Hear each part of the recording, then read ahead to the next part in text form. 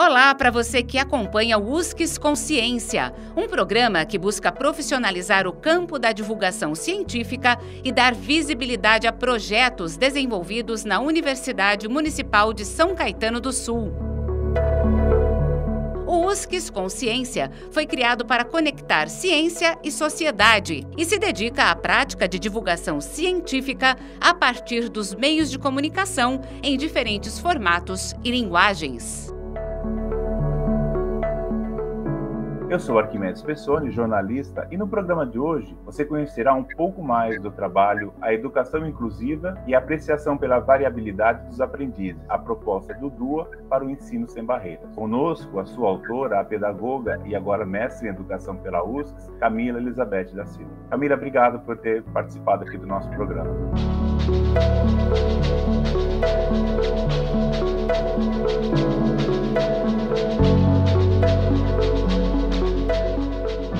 Então vamos começar a história, né? Você veio para a USCS para fazer o seu mestrado e já veio com esse tema determinado ou ele surgiu a partir das aulas? Conta um pouco da história do tema do seu trabalho. Não, falar sobre o DUA já era a minha ideia, tanto que na entrevista eu já tinha mencionado na parte da entrevista individual que eu gostaria de trabalhar com o DUA. Aí eu lembro que na aula inaugural, a minha, que se tornou minha orientadora, né, ela me chamou, ela lembrou de mim na entrevista e falou que ia ter logo em seguida uma aula aberta com um dos pesquisadores sobre o DUA, né, e algumas mestrandas do programa, e aí foi onde tudo, assim, de fato se consolidou. O DUA isso foi uma ideia inicial. O que foi novidade foi o tema variabilidade, que é um tema que faz parte do DUA, mas até então eu não pensava em trabalhar sobre ele. Aí a minha orientadora que sugeriu, porque não há pesquisas sobre variabilidade no Brasil, e ela queria começar a jogar luz para esse tema. Aí ela sugeriu eu levar para esse caminho, né? Mas o DUA em si foi algo que inicialmente eu já tinha interesse de estudar. Agora, pensando que o nosso público é leigo, né? Que nem todo mundo que está assistindo tem ligação direta com o segmento de educação, você falou dois termos técnicos que para você está tranquilo, mas aí primeiro, o que é DUA, né? É uma sigla, né? Quer dizer o quê, né? E essa é o conceito de variabilidade, o que é, onde ele se aplica, onde ele entra nessa história. Sim. O DUA, né? As siglas de Design Universal para Aprendizagem, é um conceito que ele vem da arquitetura e ele acaba se desdobrando na educação, né? Então, o DUA, ele vem muito nesse viés de acessibilidade no sentido de você pensar no individual pro universal, né? Então, eu acho que é uma comparação assim que fica muito fácil de entender. Por exemplo, quando você pensa na arquitetura, uma rampa na calçada, né? Uma ideia primeira, você pensa que é para favorecer a acessibilidade de uma pessoa cadeirante, mas ele não é o único beneficiado, né? Uma pessoa com mobilidade reduzida, uma pessoa de bicicleta, com carrinho de bebê. Então, assim, foi pensado num sujeito, mas ele acaba beneficiando outros, né? E o DUA, ele vai nessa linha, né, de você pensar especificidades, né, na aprendizagem de um indivíduo, mas que todo o grupo possa também ser beneficiado, né? E pensa, acho que o principal, assim, diretriz, assim, do DUA são os múltiplos meios, né? Então, você ofertar diversas propostas, você não ter um ensino monocultural, você pensar diversas propostas de ensino, e essas propostas, elas partem das necessidades dos indivíduos, que aí vai tornando do individual para o universal. E a variabilidade, ela vai muito ao encontro desse conceito. A variabilidade, ela é, né, um conceito que vem sendo estudado pela neurociência, que é no sentido da variabilidade dos aprendizes, não no sentido de diferenças, como algo que é imutável. A variabilidade, ela tem essa questão de mudanças dinâmicas, né? Então, você reconhecer que o sujeito, ele muda todo o tempo durante o processo, né? Então, aquele aluno que você trabalhou no início do ano não vai ser o mesmo aluno no meio do ano e muito menos no final do ano. Ele muda o tempo todo e, como é algo dinâmico, os sujeitos vão dando respostas diferentes mediante aos contextos. Então, não é porque o aluno tem dificuldade em determinada área do conhecimento que ele é uma criança, né, ou um sujeito que vai ter dificuldade como um todo. É você olhar que ele tem dificuldades e potencialidades diferentes e você considerar isso no seu planejamento, né? Bom, aí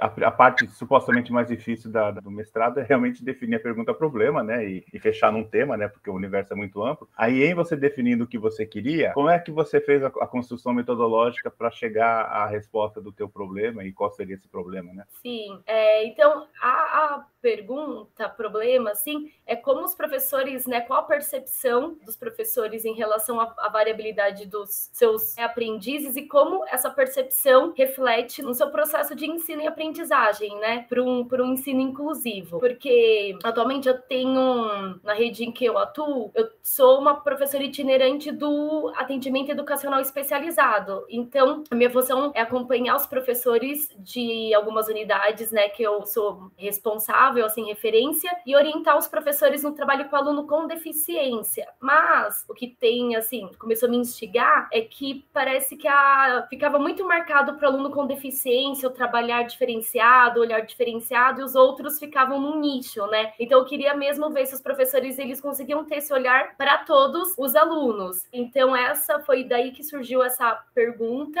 E o processo da metodologia foi construído ao longo do processo, porque eu acho que uma das coisas que foi muito positivas assim no processo do mestrado foram os grupos de estudos que a gente participa junto com os orientadores, né? Então a gente participa em relação ao meu tema e a minha orientadora, a gente participa do grupo Acesse, que é debruçado no DUE, e a gente tem muito de compartilhar os projetos de pesquisas uns dos outros, assim, né? E aí a gente vai estudando e se aprofundando. Então, eu vi que a proposta de uma pesquisa narrativa, né, junto com o meu orientador, era o que nos daria mais respaldo, né, para coletar, né, essas informações, porque teria que ser realmente um processo de narrativas das professoras. Como a gente queria ver, né, a percepção delas, tinha que ser um processo mesmo de narrativa para que elas pudessem contribuir, de fato, né, com a visão e a percepção delas, né? Então, essa questão da narrativa foi ao longo do processo, né? Muito também vendo as experiências de outras pesquisadoras que foram por essa linha, e a pesquisa de desenvolvimento, porque como, né, é um mestrado profissional, você vai ter que desenvolver isso junto com o seu grupo de professores participantes, né?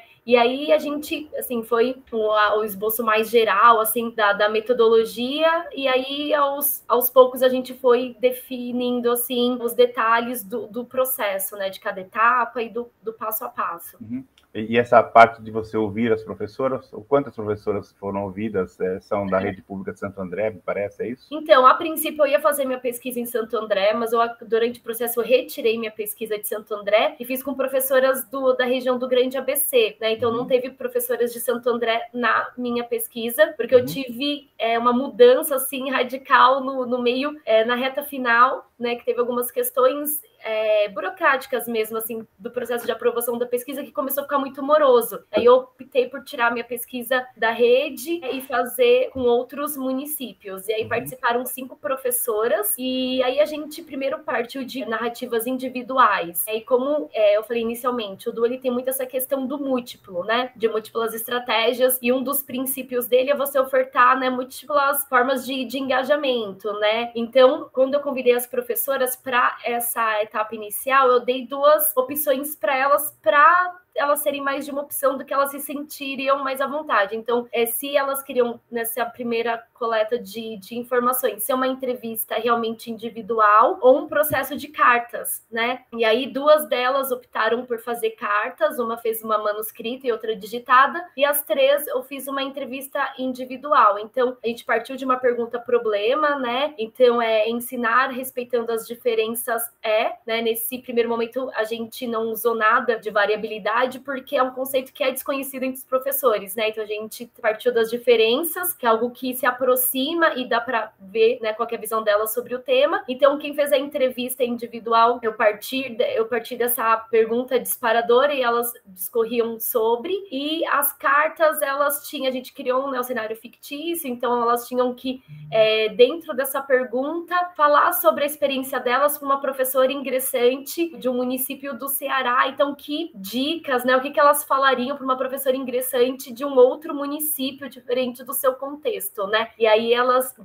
discorreram também em forma de carta. E a partir daí, a gente começou a definir as próximas etapas. Você usou uma analogia muito legal no teu trabalho, envolvendo uma mesa de jantar. Eu queria que você repetisse para quem está assistindo, ouvindo a gente.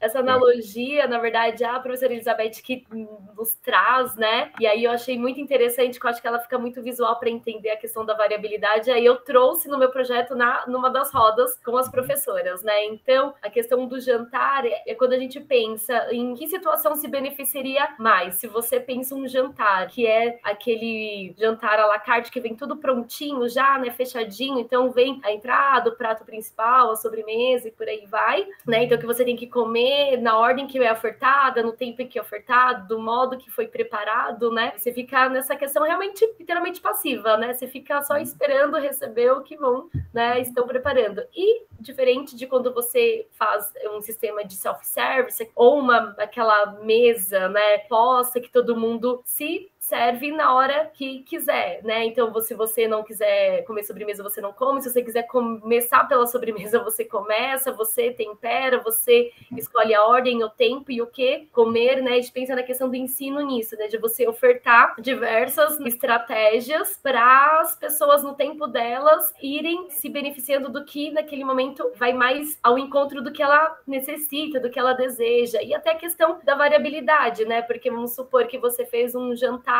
né, fechadinho, e aí numa segunda oportunidade você quer oferecer a mesma coisa. Talvez nesse segundo momento a pessoa, ou ela tá com alguma restrição que ela não pode comer mais, ou simplesmente ela não quer, né, porque as pessoas mudam, os contextos mudam, né, e aí vem a questão da variabilidade, do quanto os sujeitos variam, né, o tempo todo de acordo com as situações, né, então acho que essa questão da mesa posta, de cada um se servir no seu tempo, conforme sua necessidade, conforme se identifica, né, eu acho que se aproxima muito dessa questão para entender melhor a questão da variabilidade. Mas trazendo isso para a sala de aula, como é que a gente faz para ter um professor com 30 alunos na sala, aprendendo de formas diferentes, em tempos diferentes, em formatos diferentes?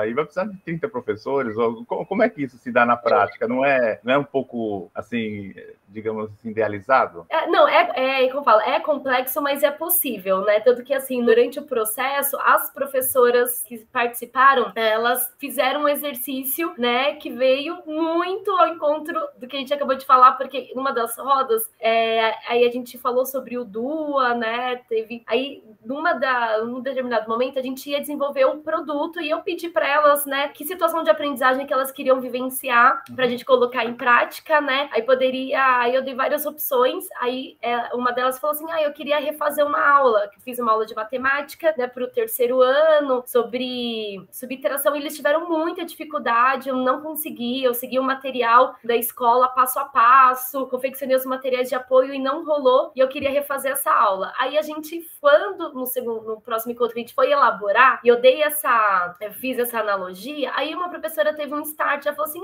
então a gente poderia trabalhar com cantos, né, no sentido da gente oferecer propostas ao mesmo tempo, como se fosse um jantar, né, a gente oferta ao mesmo tempo diferentes estratégias e os alunos vão, né, se servindo, entre aspas. E aí a gente pensou nisso. Então a gente fez um exercício de variabilidade. Então, quais são as dificuldades da turma, né? Quais são as estratégias que eles se beneficiam? E a gente meio que traçou o perfil da turma e a gente pensou estratégias, né, materiais para trabalhar com as crianças. E aí elas fizeram isso mesmo. Elas organizaram um espaço lá da escola, colocaram diversas mesas. Então a gente percebeu, né, que a dificuldade da matemática é porque as crianças ainda não tinham se apropriado do valor posicional. Eles não entendiam porque cortava, porque subia, né? Eles não entendiam, estava muito no automático. A gente, então, pensou várias mesas com propostas diferentes que envolvia a questão do trabalho com valor posicional. E aí a gente, então, por exemplo, tinha crianças que gostavam de trabalhar junto. Então a gente colocava mesas que tinha, por exemplo, como se fosse um mentor, né, para ficar organizando e pensando em estratégias juntos. Que aí eram crianças que já tinham facilidade, contribuía com esse que estava com mais dificuldade. Outros trabalhavam sozinhos na mesa. E aí a gente foi pensando, eles gostam de material concreto, de trabalhar com situações do cotidiano. Então, as professoras foram criando situações, né, dentro da variabilidade da turma e elas, assim, as crianças horas, assim, né? Elas entraram numa imersão e elas acabaram e pediram de novo. Então você viu, assim, que foi algo que despertou o interesse, né, das crianças, assim, eles realmente se envolveram, né? Foi algo que teve um engajamento muito bom da turma. E só que como a pesquisa foi um período curto, não deu pra gente ver, assim, a longo prazo quais foram os frutos, o quanto as crianças se beneficiaram, assim, na questão do aprendizado, porque seria algo a longo prazo mesmo. Mas a questão, assim, deles foi algo que eles tiveram autonomia para fazer, né? Então a Pro ficava meio como uma mediadora do processo, no sentido de direcionar, né, para eles irem garantir que todos pudessem, né, alternar nas mesas, mas a Pro ficou muito como uma mediadora e as crianças, elas tiveram essa autonomia de ir construindo o conhecimento delas sozinhas, assim. O DUA, eu acredito que, assim, pra gente de fato trabalhar com ele é algo muito maior, assim, tem que estar no projeto político da escola, tem que envolver todos, né? É algo muito maior, assim, algo que afeta diretamente o currículo. Mas, enquanto isso não é algo tão macro, é possível você pensar no dia a dia, em alguns momentos, essa aplicabilidade, assim, né? Então, pegar quais são os desafios e pensar dentro do DUA aqui, o que eu posso ofertar, porque o DUA, ele vai meio que se resumir a isso, é você ofertar, né, múltiplas formas de apresentação, de representação e de engajamento, né? Então você tem, é sempre um múltiplo, assim, né? Então acho que em alguns momentos você consegue aplicar, mas é claro que para ser algo maior tem que ter um envolvimento realmente da unidade escolar como um todo, porque você acaba lidando com flexibilidade de espaço, flexibilidade de tempo, então é algo que a escola tem que estar preparada e tem que entender esse movimento, né? E foi muito legal quando a gente, depois que as pros aplicaram, aí elas foram dar o feedback, né? E aí uma delas falou que era do terceiro ano e uma parceira dela que não estava participando da pesquisa passou na sala dela e viu, né, todo aquele movimento e falou assim, nossa, que legal, o que você está fazendo? Ela explicou da pesquisa e tal. E ela, depois você me passa os materiais que eu quero fazer com a minha turma. Eu falei assim, não é assim. Depois eu te explico, tem todo um estudo. Então, assim, eu acho que foi legal porque as professoras entenderam a profundidade, né, que assim, não é só você montar um monte de mesa com material diferente, né, tem todo um estudo antes de você entender o porquê, de você pensar os múltiplas redes, assim, você olhar e considerar a variabilidade da turma, né? Tanto que, assim, parece, na prática, parece uma coisa simples, mas pra gente replanejar essa aula, a gente ficou 3 horas conversando. Então, assim, que é uma outra coisa que o DUA, né? Como ele foca muito, o foco maior do DUA é o planejamento do professor, tem muito essa barreira dos tempos, né? A questão do tempo na escola, né? Os professores não ter toda essa flexibilidade de tempo, de se encontrar e realmente planejar. Porque, assim, a gente ficou horas para fazer o planejamento de uma aula, né? Então, às vezes os professores, eles têm esse tempo para planejar um trimestre. É verdade. Caminhando para o encerramento, falando agora do produto, né? Todos esses 2 anos de pesquisa seu aí, né? De sofrimento prazeroso, digamos, né? Resultou num produto, né? Porque você tinha que fazer uma intervenção, uma proposta de produto. E conta o que é esse produto, se a gente pode conhecer, se ele já está sendo aplicado na rede. Sim. Então, o meu produto, né, como eu falei, ele é uma coisa assim que eu acho que é até legal compartilhar, porque, como eu falei, eu tive que mudar a minha pesquisa na reta final. Então, o meu produto, ele era no município, né, de Santo André, com as professoras de Santo André, pensando nos documentos de Santo André. Quando eu tiro minha pesquisa de Santo André, eu fiquei sem produto, porque o que eu pensava não dava para ser aplicado com outras redes. Então, foi uma dica muito... Aí eu fiquei muito preocupada, assim, e agora? O que eu faço de produto? E aí foi uma dica valiosíssima, né, da minha orientadora, que falou, não se apegue a isso, viva o processo. E foi a melhor melhor coisa que eu fiz, porque eu entrei, comecei a fazer as entrevistas, as rodas, né? Eu tinha uma ideia vaga, vou partir de alguma experiência de aprendizagem, mas não tinha nada concreto. E aí que surgiu naturalmente, como eu falei, na ideia do jantar, a professora deu a ideia dos cantos, e aí a gente pensou nas estações de aprendizagem, né? Então, o meu produto, né, são estações de aprendizagem, que seriam esses cantos, né? A palavra estações vem muito do conceito da pedagogia das estações, que é um conceito que faz uma analogia das estações do ano com aprendizagem, né? No sentido da flexibilidade de tempo e de espaço. Então, o meu produto foi uma ferramenta da Microsoft, né? O Sway, que eu acho ele mais dinâmico, mais visual, assim, ele é mais objetivo. Então, nessa ferramenta, você tem todo o contexto, assim, teórico, né? O que é o DUO, o que é a variabilidade, o porquê estações, aí explica um pouco mais sobre a pedagogia das estações e qual que é o link, né, com o produto. E lá eu criei um campo meio de socialização das oficinas, né? Então, eu acredito que essa primeira, que a gente chama, que foi essa oficina de matemática, né? Foi a primeira oficina, assim, trabalhando nas estações de aprendizagem. Aí lá no Sway tem as fotos das crianças, né, explicando o porquê, qual foi o objetivo dessa oficina de matemática, os materiais, o que aconteceu em cada mesa, e o objetivo é meio que agora alargar essas oficinas como propostas, né, para outros professores verem como uma possibilidade, porque eu sinto que cada vez mais está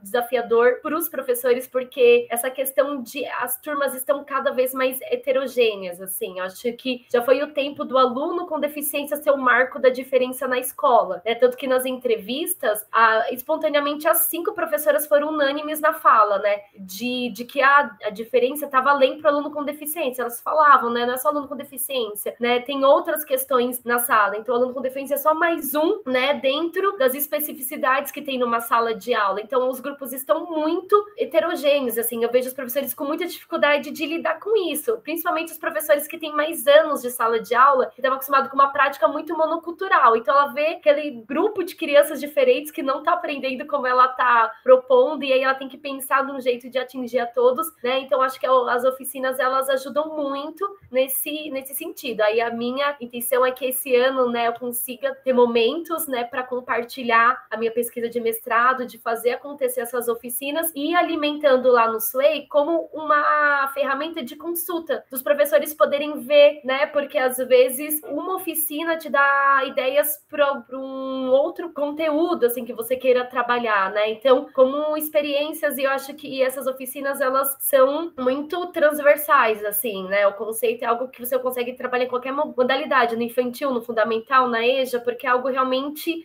universal, assim, para qualquer sujeito em situação de aprendizagem, né? Então, a ideia é essa, né? Aí, mas o Sway, ele não é algo público, assim, né? Você não vai digitar no Google e vai achar. É algo que eu compartilho e as outras pessoas que já teve acesso com o link vai compartilhando, né? Ele não é algo tão público, né? Você tem que realmente direcionar o link para a pessoa, mas é algo que eu vejo assim como um catálogo visual, né? Das oficinas, né? Da que aconteceu e das outras que eu espero e acredito que virão também. Ótimo. Parabéns pelo seu trabalho. Eu acho que realmente você conseguiu mostrar fácil, visualmente, todo o processo que você trilhou para chegar nesse produto. Foi muito bom. Esse foi o USCS Consciência, programa sobre pesquisas realizadas na Universidade Municipal de São Caetano do Sul. Este episódio teve a apresentação de Arquimedes Pessoni e trabalhos técnicos de Márcio Roberto do Nascimento Filho. O USCS Consciência é uma produção da Coordenadoria de Comunicação e Universidade de São Caetano do Sul e pode ser acessado no canal do YouTube da USCS e nos aplicativos de podcast. Você encontra o USCS Consciência nas redes sociais Facebook e Instagram.